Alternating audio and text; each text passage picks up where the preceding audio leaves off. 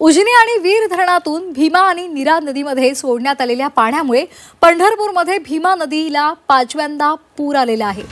उजनी धरणातून 1 लाख तर वीर धरणातून 17,000 क्युसेकनं पाणी सोडण्यात आले। त्यामुळे जुना दगडी पूल पाण्याखाली गेलाय, तर भीमा नदीवरील सर्व बंधारे पाण्याखाली गेले। नदीकाठच्या शेतीमध्ये पाणी शिरलेलं आहे आणि त्यामुळे शेतकऱ्यांचं मोठ्या प्रमाणात नुकसान झालंय।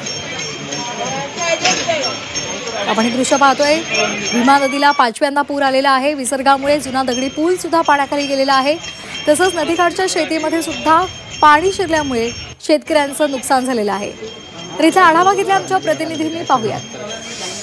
भीमा आणि नीरा खोऱ्यामध्ये मुसळधार पाऊस मागील 2 दिवसांपूर्वी पडत होता। त्यामुळे उजनी आणि वीर धरण हे पूर नियंत्रणासाठी त्या धरणातून भीमा आणि नीरा नदीमध्ये पाणी सोडण्याचा निर्णय प्रशासनाने घेतलेला आहे। खरं तर ही दोन्ही धरणं मागच्या काही काळातच 100% भरलेली आहेत आणि मे महिन्यापासून आता हा 5वी वेळ आहे की ज्यामुळे पंढरपूरमध्ये भीमा नदीच्या पात्रातून पाणी बाहेर पडायला सुरुवात झालेली आहे। नीरेचं पाणी भीमा नदीमध्ये मिसळत असल्यामुळे पंढरपूरमध्ये पूरस्थिती निर्माण होण्याचा धोका निर्माण झालेला आहे। उजनी धरणातून काल 1 लाख क्युसेक पाणी भीमा नदीमध्ये सोडलं होतं, तर वीर धरणातून नीरा नदीमध्ये 17,000 क्युसेक पाणी हे सोडलं होतं। त्यामुळे पंढरपूरमध्ये आपण बघतोय भीमा नदी दुथडी भरून वाहताना दिसते।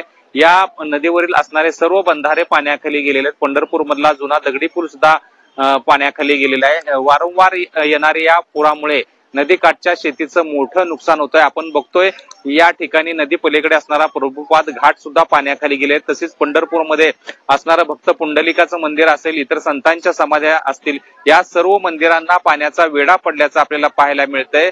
आणि पुणे जिल्ह्यातला पाऊस जर थांबला नाही तर पंढरपूरमध्ये पाण्याची पातळी पुन्हा वाढू शकते। कॅमेरा पर्सन राजू मिसाळसह सचिन कसबे, झी 24 तास, पंढरपूर।